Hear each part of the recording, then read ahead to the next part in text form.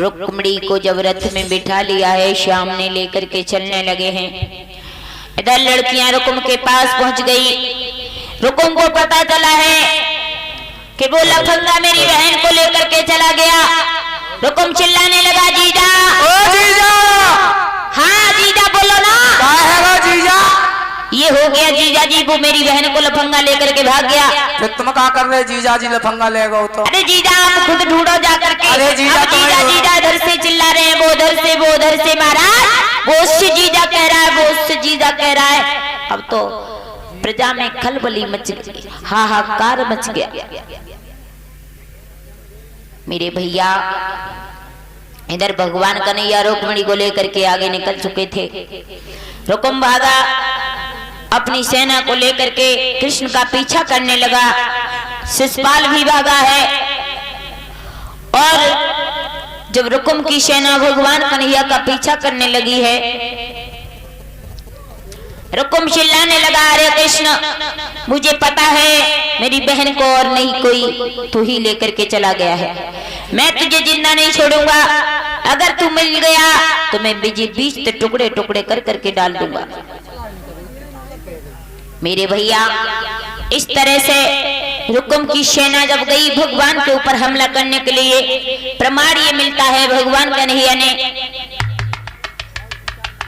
रुकुम की सेना को काट छाट करके फेंक दिया और फिर आगे बढ़े हैं। तब तक इधर बलराम ने देखा कि कन्हैया भी नहीं आ पाया है और इसे कितना समय हो गया।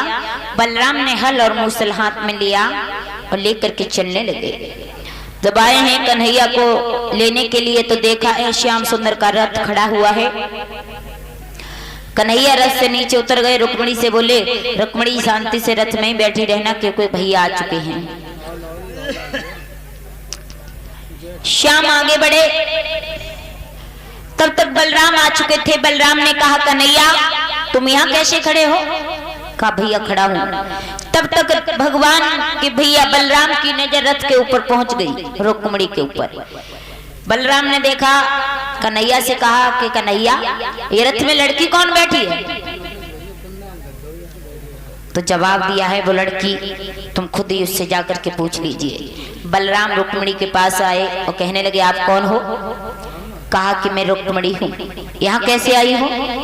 बलराम को गुस्सा बहुत आ रहा था।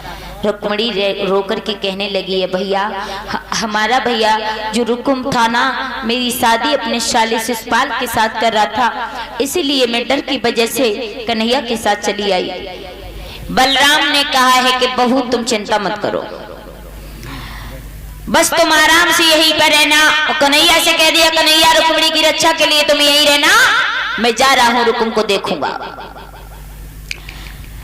आज बलराम ने अपना हल और मूसल हाथ में लिया और आगे बढ़े हैं बलराम। रुक्मिणी की रक्षा के लिए कृष्ण को छोड़ दिया है। कहां पहुंचे? जहां रुकुम और रुकुम की सेना, शिशुपाल की सेना खड़ी हुई थी।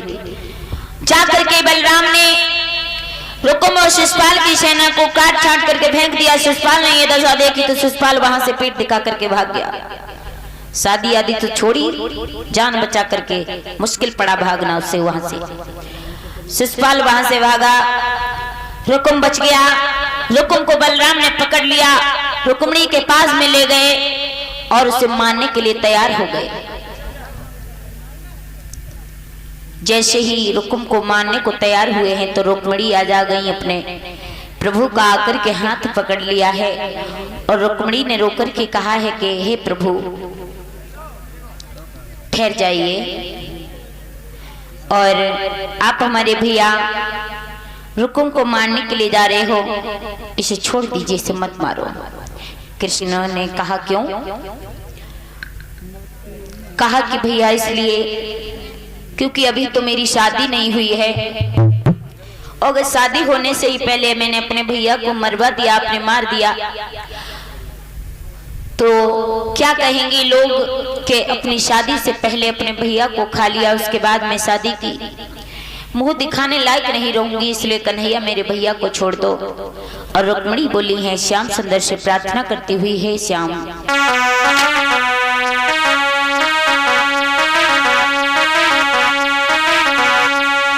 और क्या कहा है रुक्मिणी ने कन्हैया से कि वही यार भैया बाकी पकड़ी कलैया और रथ में आई बैठारी बहन करिया संग भज